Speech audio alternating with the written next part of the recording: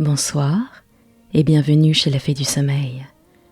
Ce soir, nous allons attaquer la 5e partie du conte du prince de Perse et de Shemselnihar. Très bonne écoute. 208e nuit. Sire, la confidente revint joindre le joaillier dans la mosquée où elle l'avait laissé, et en lui donnant les 2 bourses. « Prenez, dit-elle, et satisfaites aux amis. »« Il y en a, reprit le joaillier, beaucoup au-delà de ce qui est nécessaire, mais je n'oserais refuser la grâce qu'une dame si honnête et si généreuse veut bien faire à son très humble serviteur. Je vous supplie de l'assurer que je conserverai éternellement la mémoire de ses bontés. » Il convint avec la confidente qu'elle viendrait le trouver à la maison où elle l'avait vu la première fois, lorsqu'elle aurait quelque chose à lui commander de la part de Shemselnihar et à prendre des nouvelles du prince de Perse, après quoi ils se séparèrent. Le joaillier retourna chez lui bien satisfait, non seulement de ce qu'il avait de quoi satisfaire ses amis pleinement, mais de ce qu'il voyait même que personne ne savait à Bagdad que le prince de Perse et Shemselnihar se fussent trouvés dans une autre maison lorsqu'elle avait été pillée. Il est vrai qu'il avait déclaré la chose aux voleurs, mais il avait confiance en leur secret. Il n'avait pas d'ailleurs assez de commerce dans le monde pour craindre aucun danger de leur côté quand ils l'eussent divulgué. Dès le lendemain matin, il vit les amis qui l'avaient obligé, et il n'eut pas de peine à les contenter. Il eut même beaucoup d'argent de reste pour meubler fort proprement son autre maison, où il mit quelques-uns de ses domestiques pour l'habiter.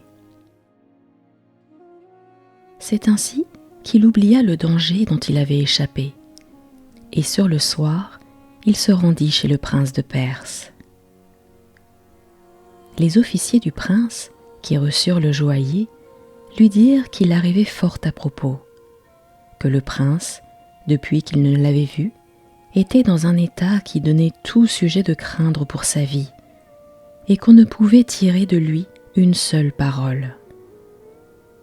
Ils l'introduisirent dans sa chambre sans faire de bruit, et il le trouva couché dans son lit, les yeux fermés et dans un état qui lui fit compassion. Il le salua en lui touchant la main, et il l'exhorta à prendre courage. Le prince de Perse reconnut que le joaillier lui parlait. Il ouvrit les yeux et le regarda d'une manière qui lui fit connaître la grandeur de son affliction, infiniment au-delà de ce qu'il en avait eu depuis la première fois qu'il avait vu Shemselnihar. Il lui prit et lui serra la main pour lui marquer son amitié, et lui dit d'une voix faible qu'il lui était bien obligé de la peine qu'il prenait de se venir voir un prince aussi malheureux et aussi affligé qu'il l'était. « Prince, reprit le joaillier, ne parlons pas, je vous en supplie, des obligations que vous pouvez m'avoir. Je voudrais bien que les bons offices que j'ai tâché de vous rendre eussent un meilleur succès. Parlons plutôt de votre santé. Dans l'état où je vous vois, je crains fort que vous ne vous laissiez abattre vous-même et que vous ne preniez pas la nourriture qui vous est nécessaire. » Les gens qui étaient près du prince, leur maître, prirent cette occasion pour dire au joaillier qu'ils avaient toutes les peines imaginables à l'obliger de prendre quelque chose, qu'il ne cédait pas et qu'il y avait longtemps qu'il n'avait rien pris. Cela obligea le joaillier de supplier le prince de souffrir que ces gens lui apportassent de la nourriture et d'en prendre, et il l'obtint après de grandes instances. Après que le prince de Perse eut mangé plus amplement qu'il n'eût encore fait par la persuasion du joaillier, il commanda à ses gens de le laisser seul avec lui, et lorsqu'ils furent sortis, « Avec le malheur qui m'accable, lui dit-il, j'ai une douleur extrême de la perte que vous avez soufferte pour l'amour de moi. Il est juste que je songe à vous en récompenser. Mais auparavant, après vous en avoir demandé 1000 pardons, je vous prie de me dire si vous n'avez rien appris de Shemselnihar depuis que j'ai été contraint de me séparer d'avec elle. » Le joaillier, instruit par la confidente, lui raconta tout ce qu'il savait de l'arrivée de Shemselnihar à son palais, de l'état où elle avait été depuis ce temps-là, jusqu'à ce qu'elle se trouvât mieux et qu'elle envoya la confidente pour s'informer de ses nouvelles. Le prince de Perse ne répondit au discours du joaillier que par des soupirs et par des larmes.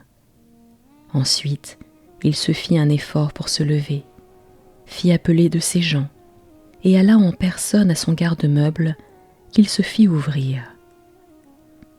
Il y fit faire plusieurs ballots de riches meubles et d'argenterie, et donna ordre qu'on les portât chez le joaillier. Le joaillier voulut se défendre d'accepter le présent que le prince de Perse lui faisait. Mais, quoiqu'il lui représentât que Shemselnihar lui avait déjà envoyé plus qu'il n'en avait eu besoin pour remplacer ce que ses amis avaient perdu, il voulut néanmoins être obéi. De la sorte, le joaillier fut obligé de lui témoigner combien il était confus de sa libéralité, et il lui marqua qu'il ne pouvait assez l'en remercier.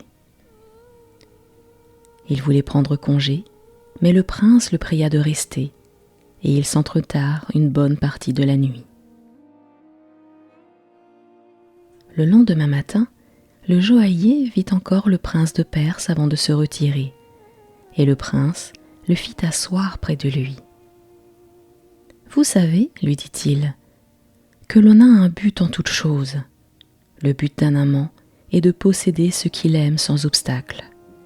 S'il perd une fois cette espérance, il est certain qu'il ne doit plus penser à vivre. Vous comprenez bien que c'est là la triste situation où je me trouve.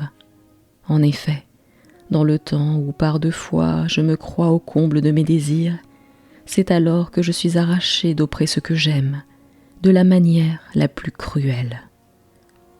Après cela, il ne me reste plus que de songer à la mort. Je me la serais déjà donnée, si ma religion ne me défendait d'être homicide de moi-même. Mais il n'est point besoin que je la prévienne. Je sens bien que je ne l'attendrai pas longtemps. » Il se tut à ces paroles, avec des gémissements, des soupirs, des sanglots et des larmes qu'il laissa couler en abondance.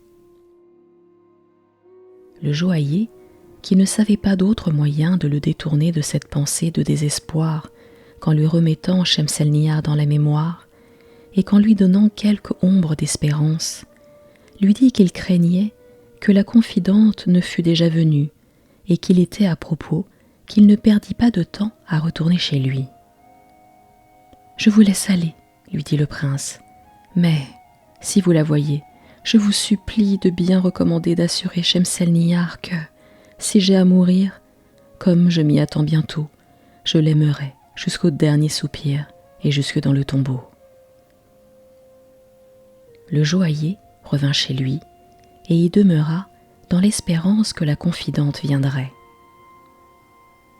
Elle arriva quelques heures après, mais tout en pleurs et dans un grand désordre. Le joaillier, alarmé, lui demanda avec empressement ce qu'elle avait.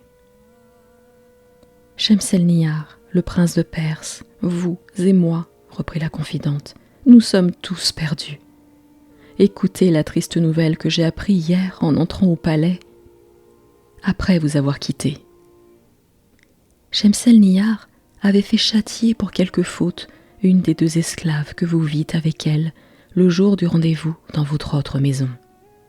L'esclave, outrée de ce mauvais traitement, a trouvé la porte du palais ouverte. Elle est sortie, et nous ne doutons pas qu'elle n'ait tout déclaré à un des eunuques de notre garde qui lui a donné retraite. Ce n'est pas tout.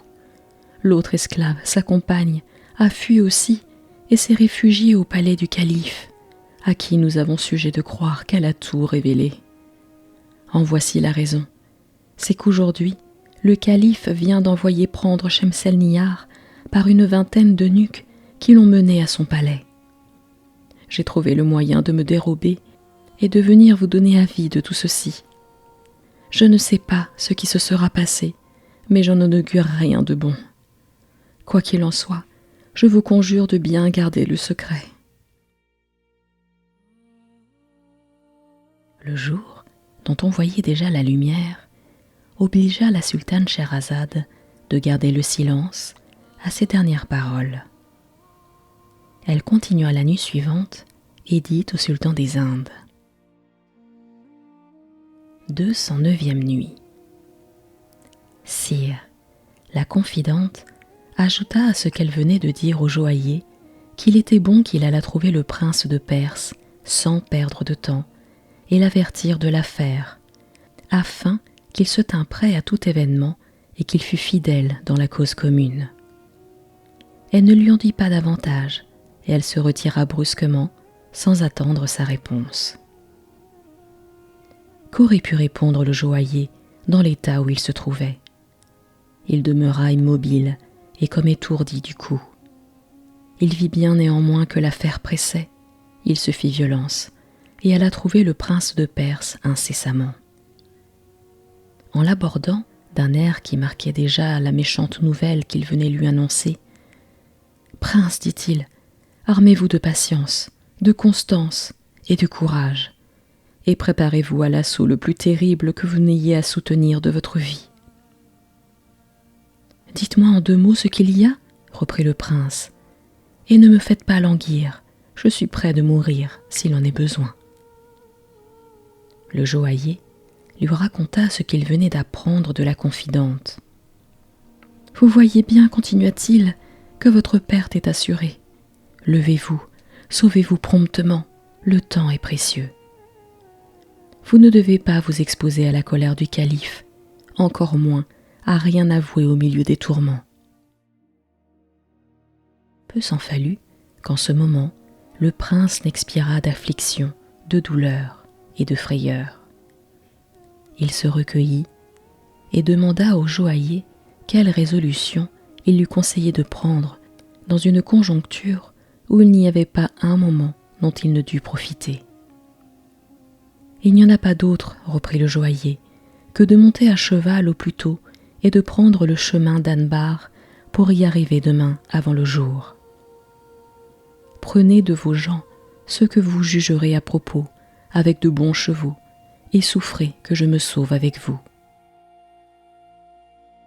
Le prince de Perse, qui ne vit pas d'autre parti à prendre, donna ordre aux préparatifs les moins embarrassants, prit de l'argent et des pierreries, et après avoir pris congé de sa mère, il partit, s'éloigna de Bagdad en diligence avec le joaillier et les gens qu'il avait choisis. Ils marchèrent le reste du jour et toute la nuit, sans s'arrêter en aucun lieu, jusqu'à 2 ou 3 heures avant le jour du lendemain, que, fatigués d'une si longue traite, et que leurs chevaux n'en pouvaient plus, ils mirent pied à terre pour se reposer. Ils n'avaient presque pas eu le temps de respirer qu'ils se virent assaillir tout à coup par une grosse troupe de voleurs. Ils se défendirent quelque temps, très courageusement, mais les gens du prince furent tués. Cela obligea le prince et le joaillier de mettre les armes bas et de s'abandonner à leur discrétion. Les voleurs leur donnèrent la vie, mais après qu'ils se furent saisis de chevaux et du bagage, ils les dépouillèrent, et en se retirant avec leur butin, ils les laissèrent au même endroit. Lorsque les voleurs furent éloignés, « Eh bien, dit le prince désolé au joaillier, que dites-vous de notre aventure et de l'état où nous voilà? Ne vaudrait-il pas mieux que je fusse demeuré à Bagdad, que j'y eusse attendu la mort, de quelque manière que je dusse la recevoir? » « Prince, reprit le joaillier, c'est un décret de la volonté de Dieu. Il lui plaît de nous éprouver par affliction sur affliction. C'est à nous de n'en pas murmurer et de recevoir ces disgrâces de sa main avec une entière soumission. Ne nous arrêtons pas ici davantage, cherchons quelque lieu de retraite où l'on veuille bien nous secourir dans notre malheur. « Laisse-moi mourir, lui dit le prince de Perse. Il n'importe pas que je meure ici ou ailleurs. Peut-être même qu'au moment où nous parlons, Shemselnihar n'est plus, et je ne dois plus chercher à vivre après elle. » Le joaillier le persuada enfin, à force de prières. Ils marchèrent quelque temps, et ils rencontrèrent une mosquée qui était ouverte, et ils entrèrent et passèrent le reste de la nuit. À la pointe du jour, un homme seul arriva dans cette mosquée. Il y fit sa prière, et quand il eut achevé, il aperçut en se retournant le prince de Perse et le joaillier qui était assis dans un coin. Il s'approcha d'eux en les saluant avec beaucoup de civilité. « Autant que je puis connaître, leur dit-il, il me semble que vous êtes étrangers. » Le joaillier prit la parole. « Vous ne vous trompez pas, répondit-il. Nous avons été volés cette nuit en venant de Bagdad, comme vous le pouvez voir, à l'état où nous sommes, et nous avons besoin de secours, mais nous ne savons pas à qui nous adresser. Si vous voulez prendre la peine de venir chez moi, repartit l'homme, je vous donnerai volontiers l'assistance que je pourrai. » À cette offre obligeante, le joaillier se tourna du côté du prince de Perse et lui dit à l'oreille : « Cet homme, prince, comme vous le voyez, ne nous connaît pas, et nous avons à craindre que quelque autre ne vienne et ne nous connaisse.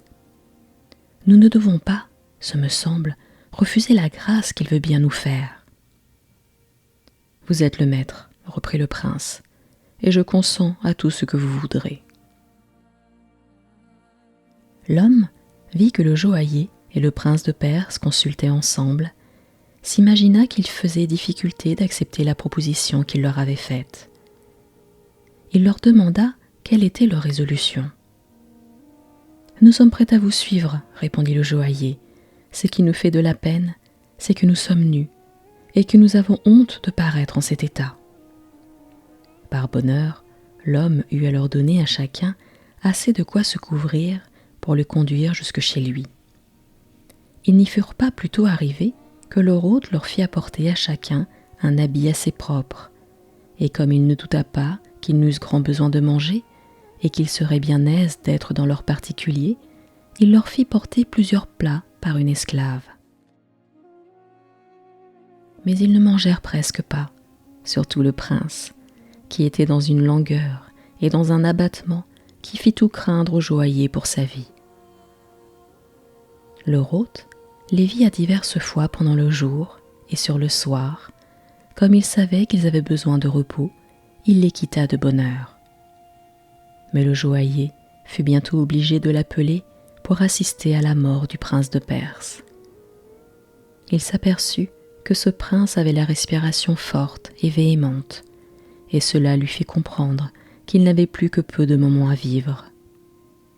Il s'approcha de lui et le prince lui dit : « C'en est fait, comme vous le voyez, et je suis bien aise que vous soyez témoin du dernier soupir de ma vie. Je la perds avec bien de la satisfaction, et je ne vous en dis pas la raison, vous la savez. Tout le regret que j'ai, c'est de ne pas mourir entre les bras de ma chère mère, qui m'a toujours aimé tendrement et pour qui j'ai toujours eu le respect que je devais. Elle aura bien de la douleur de n'avoir pas eu la triste consolation de me fermer les yeux et de m'ensevelir de ses propres mains. Témoignez-lui bien la peine que j'en souffre et priez-la de ma part de faire transporter mon corps à Bagdad, afin qu'elle arrose mon tombeau de ses larmes et qu'elle m'y assiste de ses prières. » Il n'oublia pas l'hôte de la maison. Il le remercia de l'accueil généreux qu'il lui avait fait, et après lui avoir demandé en grâce de vouloir bien que son corps demeurât en dépôt chez lui jusqu'à ce qu'on vînt l'enlever, il expira. Scheherazade en était en cet endroit lorsqu'elle s'aperçut que le jour paraissait. Elle cessa de parler et reprit son discours la nuit suivante et dit au sultan des Indes : 210e nuit. Sire, le lendemain de la mort du prince de Perse, le joaillier profita de la conjoncture d'une caravane assez nombreuse qui venait à Bagdad, où il se rendit en sûreté.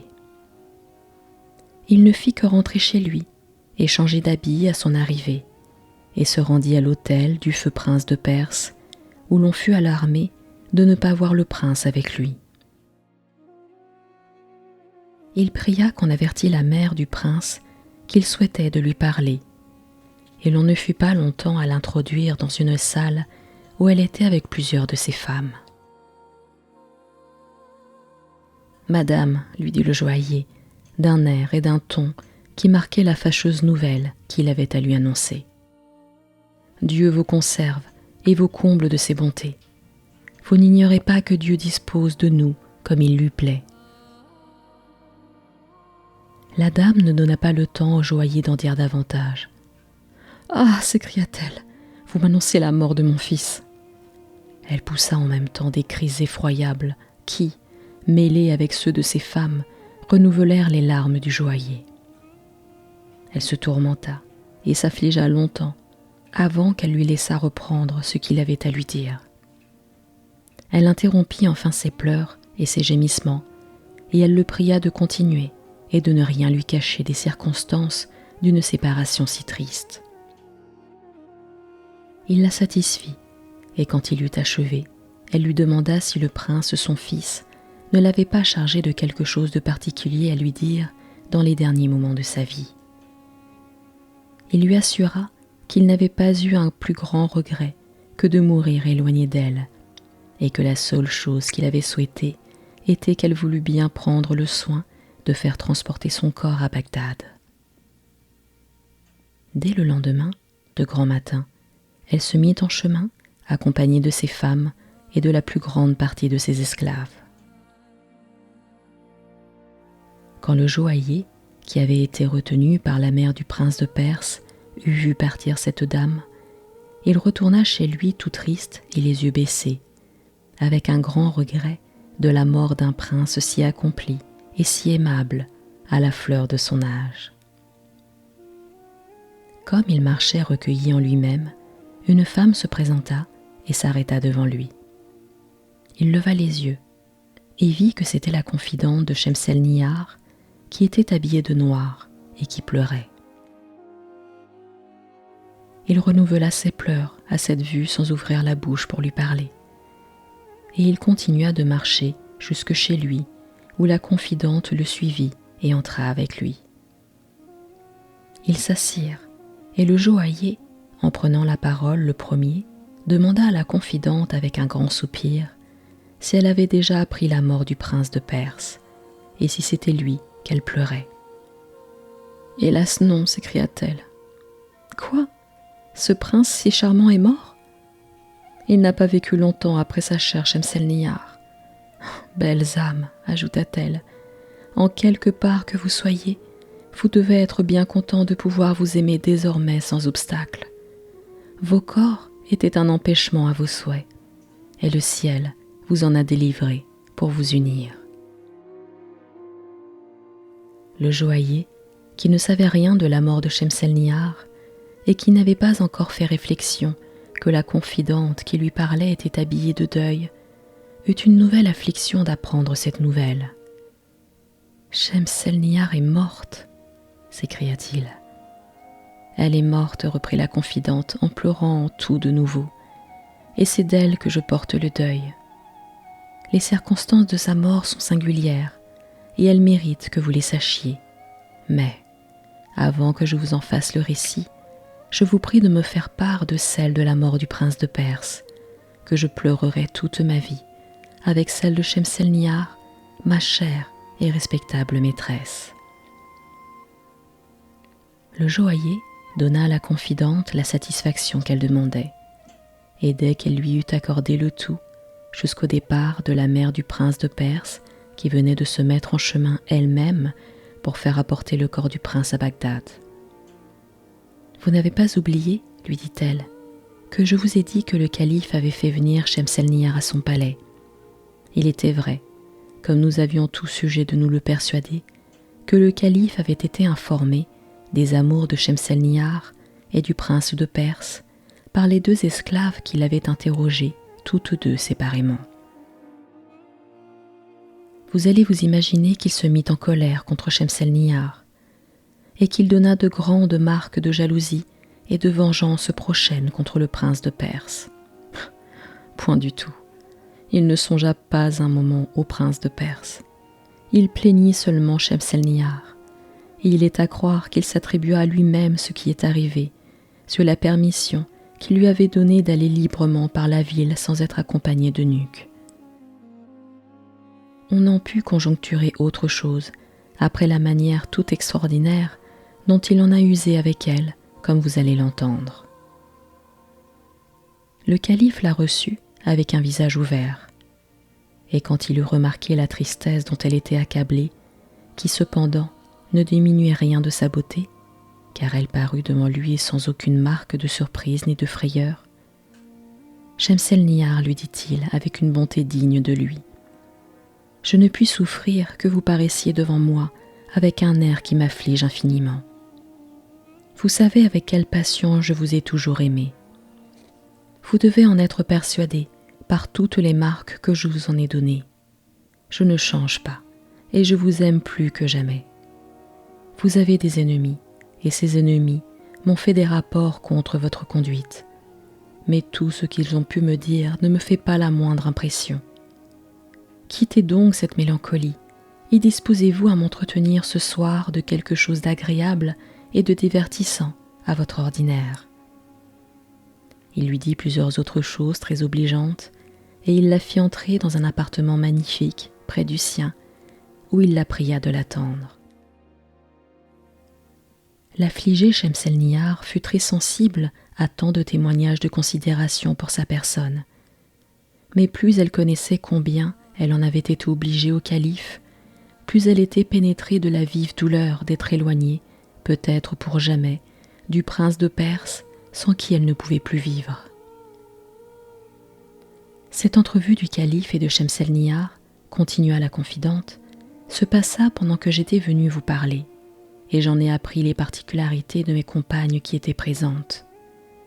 Mais dès que je vous eus quitté, j'allai rejoindre Shemselnihar, et je fus témoin de ce qui se passa le soir. Je la trouvai dans l'appartement que j'ai dit, et comme elle se douta que je venais de chez vous, elle me fit approcher, et sans que personne l'entendît. « Je vous suis bien obligée, me dit-elle, du service que vous venez de me rendre. Je sens que ce sera le dernier. » Elle ne m'en dit pas davantage, et je n'étais pas dans un lieu à pouvoir lui dire quelque chose pour tâcher de la consoler. Le calife entra le soir au son des instruments que les femmes de Shemselnihar touchaient, et l'on servit aussitôt la collation. Le calife prit Shemselnihar par la main et la fit asseoir près de lui sur le sofa. Il se fit une si grande violence pour lui complaire que nous la vîmes expirer peu de moments après. En effet, elle fut à peine assise qu'elle se renversa en arrière. Le calife crut qu'elle n'était qu'évanouie, et nous eûmes toutes la même pensée. Nous tâchâmes de la secourir, mais elle ne revint pas, et voilà de quelle manière nous la perdîmes. Le calife l'honora de ses larmes qu'il ne put retenir, et, avant de se retirer à son appartement, il ordonna de casser tous les instruments, ce qui fut exécuté. Je restai toute la nuit près du corps. Je le lavai et l'ensevelis moi-même en le baignant de mes larmes, et le lendemain, elle fut enterrée, par ordre du calife, dans un tombeau magnifique qu'il lui avait déjà fait bâtir dans le lieu qu'elle avait choisi elle-même. « Puisque vous me dites, ajouta-t-elle, qu'on doit apporter le corps du prince de Perse à Bagdad, je suis résolue de faire en sorte qu'on l'apporte pour être mis dans le même tombeau. » Le joaillier fut fort surpris de cette résolution de la confidente. « Vous n'y songez pas, reprit-il, jamais le calife ne le souffrira. »« Vous croyez la chose impossible ?» repartit la confidente. « Elle ne l'est pas. Et vous en conviendrez vous-même quand je vous aurai dit que le calife a donné la liberté à toutes les esclaves de Shemselnihar avec une pension à chacune suffisante pour subsister, et qu'il m'a chargé du soin et de la garde de son tombeau, avec un revenu considérable pour l'entretenir et pour ma subsistance en particulier. D'ailleurs, le calife, qui n'ignore pas les amours du prince et de Shemselnihar, comme je vous l'ai dit, et qui ne s'en est pas scandalisé, n'en sera nullement fâché. Le joaillier n'eut plus rien à dire.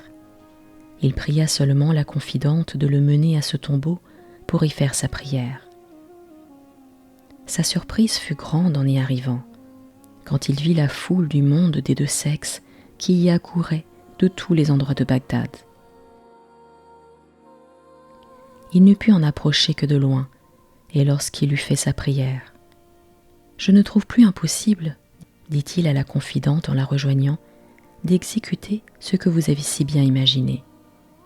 Nous n'avons qu'à publier, vous et moi, ce que nous savons des amours de l'un et de l'autre, et particulièrement de la mort du prince de Perse, arrivé presque dans le même temps. Avant que son corps arrive, tout Bagdad concourra à demander qu'il ne soit pas séparé d'avec celui de Shemselnihar. La chose réussit, et le jour que l'on sut que le corps devait arriver, une infinité de peuple alla au-devant à plus de 20 000. La confidente attendit à la porte de la ville où elle se présenta à la mère du prince et la supplia, au nom de toute la ville qui le souhaitait ardemment, de vouloir bien que les corps des deux amants, qui n'avaient eu qu'un cœur jusqu'à leur mort, depuis qu'ils avaient commencé de s'aimer, n'eussent qu'un même tombeau.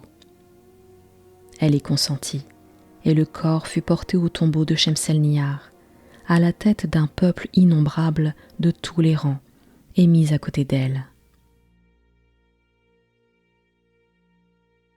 Depuis ce temps-là, tous les habitants de Bagdad, et même les étrangers de tous les endroits du monde où il y a des musulmans, n'ont cessé d'avoir une grande vénération pour ce tombeau et d'y aller faire leurs prières. « C'est, sire, dit ici Scheherazade, qui s'aperçut en même temps qu'il était jour, ce que j'avais à raconter à votre majesté des amours de la belle Shemselnihar, favorite du calife Haroun al-Rachid, et de l'aimable Ali ibn de Bekkar, prince de Perse. » Quand Dinarzade vit que la sultane, sa sœur, avait cessé de parler, elle la remercia, le plus obligeamment du monde, du plaisir qu'elle lui avait fait par le récit d'une histoire si intéressante. « Si le sultan veut bien me souffrir encore jusqu'à demain, reprit Scheherazade, je vous raconterai celle du prince Camaralzaman, que vous trouverez beaucoup plus agréable. » Elle se tut, et le sultan, qui ne put encore se résoudre de la faire mourir, remit à l'écouter la nuit suivante. 211e nuit. Le lendemain, avant le jour, dès que la sultane Scheherazade fut éveillée par les soins de Dinarzade, sa sœur, elle raconta au sultan des Indes l'histoire de Camaralzaman comme elle l'avait promis et dit.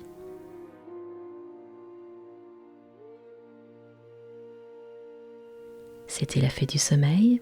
Je vous retrouve très prochainement pour la suite des contes des Mille et une nuits. À très bientôt.